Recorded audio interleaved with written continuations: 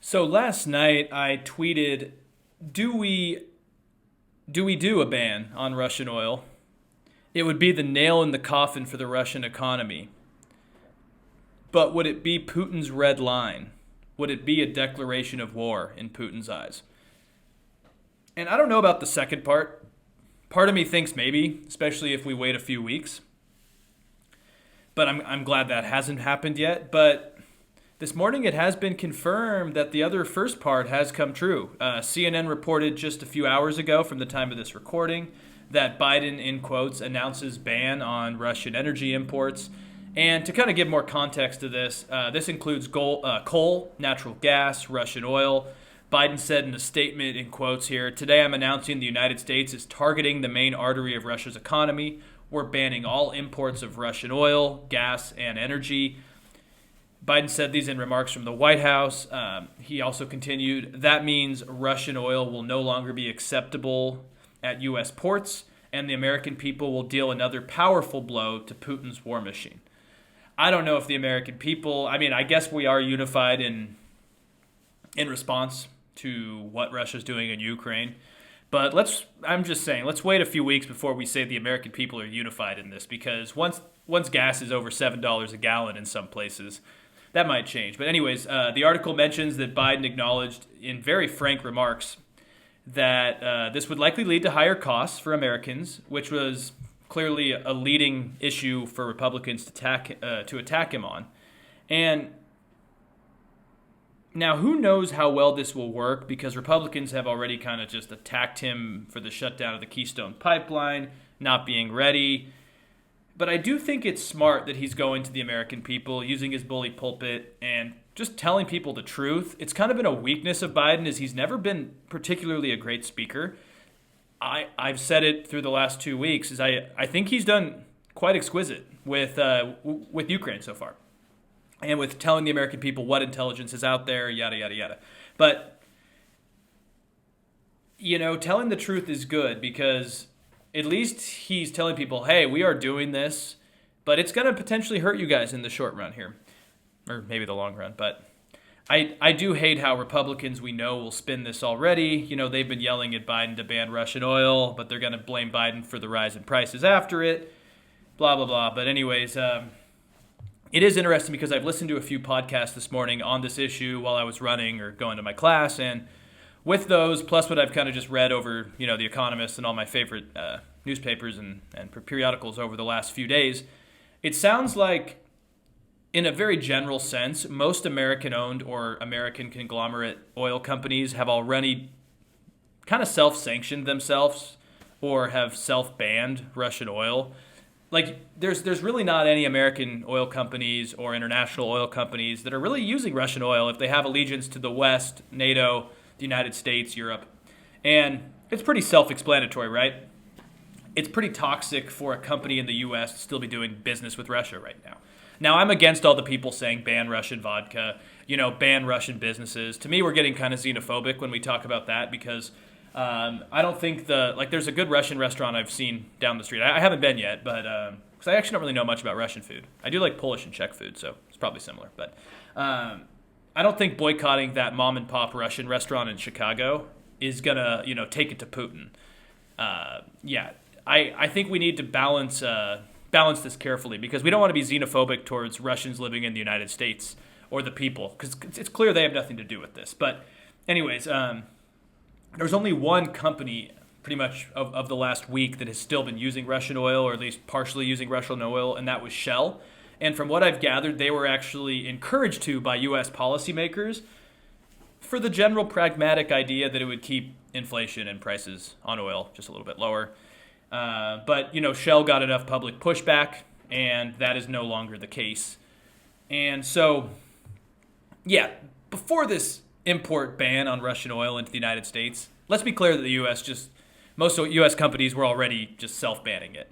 And before I continue, I also wanted to put this into more of a general perspective and see how this Russian import ban is going to affect the U.S., basically. So, Russia is the third oil producer in the world after the United States and Saudi Arabia. I believe the United States is number one, Saudi Arabia second. but I wanted to know more generally about how much the U.S. actually gets from Russia, right? Because they're number 3, but I don't think we actually get that much oil from them. And so I read up on that, and Al Jazeera actually has a really good piece on this. Advice for people: Al Jazeera actually covers great stuff. Just don't look at their coverage of the Middle East because there are conflicts of interest there, much like BBC covering the royal family. Sometimes there's some issues with that. But anyways, Al Jazeera writes that, in quotes here, the U.S. imports Russian oil, but it is not highly dependent on the country for its supplies. It also notes that while Russian oil being imported to the U.S. has increased, it's still not significant. The article continues in quotes here. In 2021, the U.S. imported an average of 209,000 barrels per day of crude oil, 500 grand of other petroleum products from Russia, according to the American Fuel and Petrochemical Manufacturers Trade Association. This represented 3% of U.S. crude oil imports and 1% of the total crude oil processed by U.S. refineries. By contrast, the U.S. imported 61% of its crude oil from Canada, 10% from Mexico, and 6% from Saudi Arabia in the last year, end quotes. So I think it's something important to note here, because the U.S. really is not trying to say, hey, fuck off Russia, we're cutting you off because we're your biggest buyer of oil or something like that. And this was something I kind of assumed, is because I would guess that Russia has their own market, right? And so my feeling is that this is more meant to encourage other places to do this as well, mainly Western Europe and the EU, and our Asian allies like Japan and South Korea, and just kind of start a snowball effect here. There's a guy, Adam Pakrantz, a professor at the University of British Columbia's Sauder School of Business, and he seems to think this is the case. He says in quotes here, if the U.S. stopped importing Russian oil, that would mean that likely other countries would also be no longer importing Russian oil. And that would make a very tight oil market already much tighter. And that would drive up the price of oil, and in turn can drive inflation, which in turn can affect the U.S. economy. So, I mean, honestly, no one wins here. But it does sound like the goal is to just put even more pressure on Russia, more internal pressure on Russia. And also, while the sanctions against Russia have not been specifically targeted in its energy sector, the measures do cover banks and financial institutions as well, which indirectly hampers the country's even ability to export oil. So it's just this kind of compounding effect here. So it's complex, but I just feel like there is some method to this madness, but I just wanted to get it clarified that the U.S. isn't just like dependent on Russian oil or something. That's not why we're doing this, for example. Before we continue, I looked up at the TV, and Brett Bayer's Fox News nightly coverage has no fry zone. Apparently, McDonald's has just halted operations in Russia. First, I got to say it's kind of clever. No fry zone. Okay. But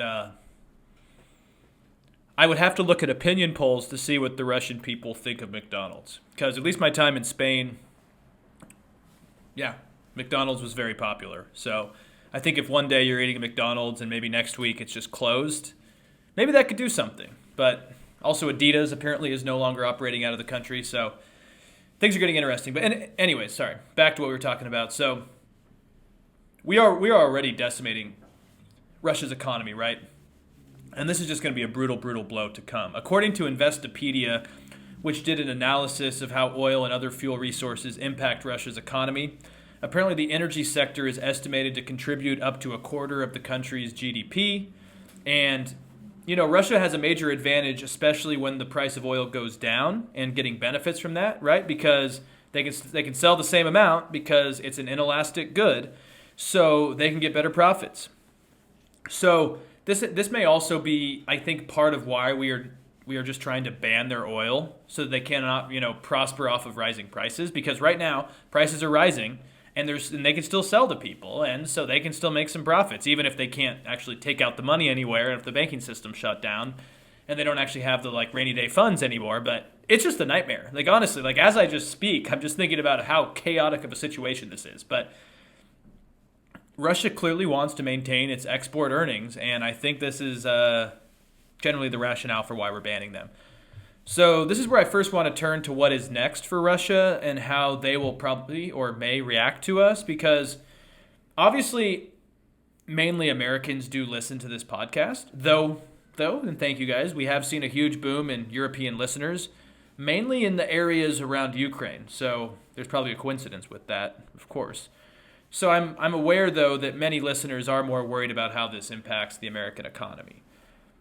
But I look at trends and connected issues on this podcast, and that's why I think it's important to also understand how this is going to impact Russia, because it's going to impact us and it's going to impact the people of Ukraine. And so I think we need to take this full circle, because I will tell you that the prices in the United States, I mean, it was already bad when we had COVID and inflation and supply chain issues and corporate greed, and now we have this. I mean, I really am. It keeps me up at night wondering what's next for the American economy, but there's a lot of podcasts that do that. So I'm just curious about what this import ban on the Russian economy, not the Russian, well, I guess, yeah, technically on the Russian economy, will actually do to Russia.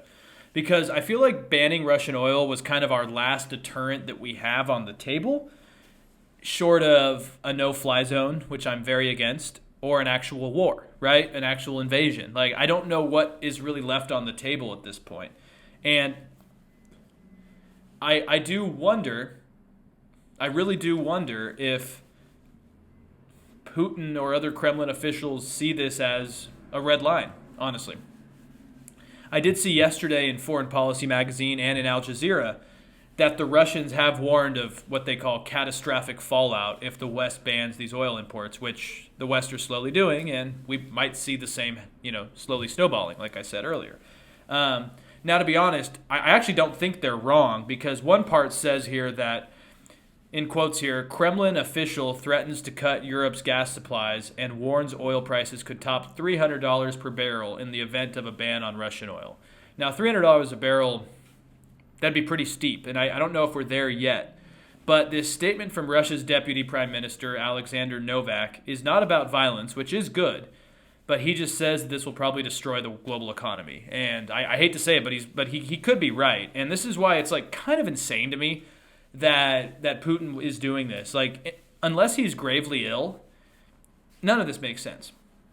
Now, earlier I said that the U.S. does not get that much oil from Russia, right? Well, Russia does account for about 8% of the global supply. So almost 1 in 10 barrels a day comes from Russia. And, to add on to that, we know that Europe relies on Russian oil and natural gas as well. And Germany's Chancellor Olaf Scholz did earlier on Monday caution against a ban on Russian oil and gas, basically saying that Russian energy imports were essential to Europeans' daily lives. And I honestly don't really blame Europe. Like, I've been pretty critical of Olaf Scholz and his government early on, just with kind of downplaying this and trying to keep the Nord Stream 2 pipeline open. I think the German socialists have had some problematic ties with the Kremlin for a long time. But at the same point, I understand why Europe would be worried about this because, right now, luckily, weather is warming up, but natural gas is already expensive, and a lot of the European infrastructure, it relies on this form of gas. Like, you're not just going to be able to, put in a different form of electricity and heating overnight. No, it would take a long time to completely revamp this infrastructure, especially in older cities. It would be just catastrophic. And so, what if this conflict goes on for a long time and next year this issue persists? I mean, Europe has some serious issues. And, that's why at this point I don't really know what the EU in general is actually going to do with Russian oil. I would probably at this time bet on them not banning the importation of it just because of what's happening and what it could do to their people. Because, let's remember that it's working people that are mainly going to get hit by this. And, if people see that their leaders are making these out-of-touch decisions over time, I think we're going to see chaos on the streets, to be frank. And the last part on the Russia side is that I keep saying that the more we isolate Putin and push him into a wall, I'm afraid he will get more irrational, more dangerous. I still think he needs an off-ramp here, some way to save face, get some form of a deal, and step down or whatever that means. But the more we do here, the more he's pushed into a wall and the more he's just going to retaliate with probably more extreme measures as it goes. Cyber attacks, which I still need to do an episode on, but because that's an also terrifying thing that could actually really impact Americans as well. More violence in Ukraine or maybe encroachment. So we just really need to like look in the mirror here and hope that we're not just, I don't know, pushing Russia into a very dangerous territory. But then again, like, what do you do? I understand the other side, you know. And then on the other side, you have Zelensky calling for more help. And I don't blame his side either. So it's really tough. So the other aspect of this, going kind of back to the United States here, is that I think it's important to mention briefly the argument that many people on the right are making right now about how to solve this issue of oil prices, gas prices, or at least alleviate prices at the pump a little bit. And there is a push to Biden to really open up our shale industry and to drill more in the U.S. and Alaska territories as well. And there was even a letter sent to the White House from the American Petroleum Institute. Very non-biased source, I'm sure. And honestly, I think that expanding our expanding our domestic oil production, especially through fracking, I don't really know if that's the answer, to be honest. I'm kind of against it. Like, I do agree that we need some form of U.S. energy independence, which we do have already. I mean, I listed it earlier. We are we are the number one supplier of a lot of different fossil fuels right now. But my instinct is that by the time we actually get all of this operating at a maximum capacity, it'll take months. And unless this crisis really goes further, it's not going to really impact the moment. It's not going to impact what the politicians want. And it's not going to really help the American people for a while. And again, unless this crisis lasts for a long time, I think it's just going to help the oil industry. I've also read that we actually just might not have enough access to the sands that are crucial in fracking. So it could be tough on that end as well. I also think we just need to turn to a mix of renewables, nuclear energy, and this would just keep us reliant on fossil fuels instead. And opportunistic oil companies that clearly are taking advantage of this to like really solidify American fossil fuel industries such as fracking, right? And it seems to me just like a Pyrrhic victory, which is a victory that inflicts such a devastating toll on the victor that it's kind of a defeat in its own sense. Like, such a victory as a Pyrrhic victory just negates any true sense of achievement, or it damages long-term progress. And I feel like this is a Pyrrhic victory in a sense, because if we allow these companies to really solidify their power and their economic might, and we just make sure that the fossil fuel industry is the future, we're going to hate it. We're going to hate ourselves one day for doing it, I really think. Now, my personal opinion aside, other people are kind of covering this as well, I think, with some at least similar skepticism on this. Again, I will reiterate that in the short term, I think it's okay to maximize our production. It really is. However, I think it's more the intent that really, I guess you could say, concerns me. Is this a move to help American consumers? Or is it more of a power grab by American fossil fuel companies to just keep the country reliant on oil? So the Texas Tribune reported that Texas lawmakers and oil companies support the Russian ban, though they're probably going to push back on Biden later. So why are they supporting the ban? It's because, well, it's better for the American fossil fuel industry. Also, there's an article by David French in Reuters that says the U.S. shale oil at two companies, Oasis Petroleum and the Whiting Petroleum Corporation, are agreeing on a stock merger that could be announced apparently as soon as this week, and the combined values of the two companies would be about $6.07 billion. And yeah, I think that's interesting. Why would two shale companies be thinking this way now? I do think there's putting an emphasis on American energy. I mean, there's no doubt about it. Now, I think Axios has even a better piece on this. They discuss the perspective of an environmental group called Evergreen Action. And this Axios article says that to Evergreen Action, the oil and gas industry is using the Ukraine crisis to basically pressure the Biden administration into taking steps that would favor more drilling and worsen climate change.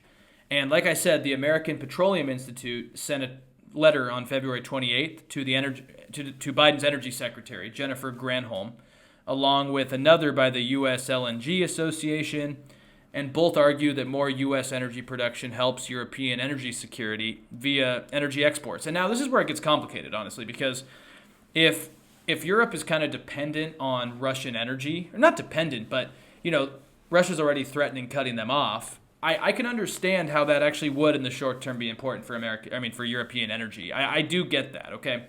Now, I went ahead and read this letter from the American Petroleum Institute, and there's one part that stood out to me, though, because at the end of the letter, it said, now more than ever, the administration should speak clearly and without equivocation that the United States will be a reliable producer and supplier of oil and natural gas to our allies around the world, both now and in the distant future. And my issue is that they're talking about supplying gas in the future, and it's clearly about establishing a long-term, almost like hegemony in places that maybe are going to be displaced from Russian connections with oil. And that's kind of where I just think there's some problems with that, So the last thing on this whole crisis I want to discuss is how this could impact the future for electric vehicles, right? Because we've seen some tax credits coming out from under the Biden administration. There's a lot of states that are saying by 2030, some even by 2025, we need to be making that switch. And it would not be surprising that if gasoline prices remain so high, there could be a collapse in demand, right? This would basically occur when consumers are impacted by high prices and just kind of stray from buying certain goods. Now, this depends on the elasticity of a good. I would argue, well, not even argue, it's just kind of fact that gasoline is highly inelastic, meaning a rise in its price usually doesn't impact demand because people need to use it no matter what, which is kind of sad because, again, that hurts people with probably less money to spend on it. But at the same time, we will definitely see a collapse in demand for elastic goods, more luxury products. But I do wonder if gas is constantly at $5, $6, or $7 a gallon, will people start reconsidering how they get to work? I've seen memes over social media about it, like, oh, I'm going to take my horse to work, or I'm going to run to work, which I actually do run to class and work quite frequently. But I just wonder if people will start reconsidering their reliance on oil, at least until this goes down. And could this lead a push for maybe manufacturing and subsidizing more into the U.S. electric vehicle economy? Maybe. I saw today that the London Metal Exchange has actually been forced to halt the trading of nickel after it doubled and even more than that in the last less than 24 hours. And I've seen this story across the internet. Nickel is an important aspect of electric vehicle manufacturing. I, again, am not very versed on how that actually works, but I would believe it's in the battery. And, if I was the United States, the government, or some of these independent companies, I would think maybe we should invest and control a sector of that nickel economy and maybe start turning our economy towards more electric vehicles. I don't think it's a crazy thing to think about because we could really use this period to push away from oil. I really think so. And The Guardian actually had an article from back over the summer. I think it was July 2021. And I just wanted to revisit it because it does bring up some interesting points. It's called Rising Oil Prices May Speed Shift to Electric Vehicles, says Energy Watchdog. And it says here in quotes, rising oil prices could help speed climate action by accelerating the shift to electric vehicles, but would come at the expense of the economic recovery from the COVID-19 pandemic. And there's some interesting stuff there because oil prices were cheap compared to now.